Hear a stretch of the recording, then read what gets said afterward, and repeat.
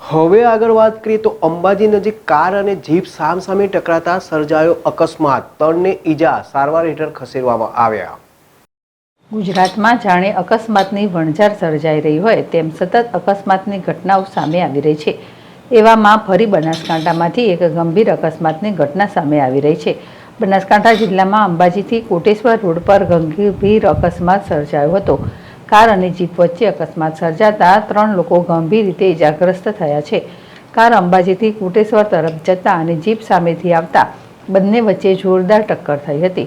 અકસ્માતમાં જીપ સવાર અને કાર સવાર સહિતના લોકોને ઈજાઓ પહોંચી હતી।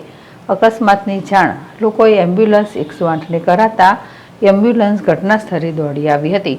ઈજાગ્રસ્તોને વધુ સારવાર માટે એમ્બ્યુલન્સ મારફતે અંબાજી સિવિલ હોસ્પિટલમાં ખસેડવામાં આવ્યા હતા। આ અકસ્માત તમામ 3 લોકો ગંભીર રીતે ઈજાગ્રસ્ત થયા હતા। અકસ્માત સર્જાતા ઘટના સ્થળે લોકોના ટોળે ઉમટ્યા હતા। જોકે અકસ્માતની જાણ થતાં અંબાજી પોલીસ ઘટના સ્થળે દોડી આવી હતી અને આ અંગે વધુ તપાસ હાથ ધરી હતી।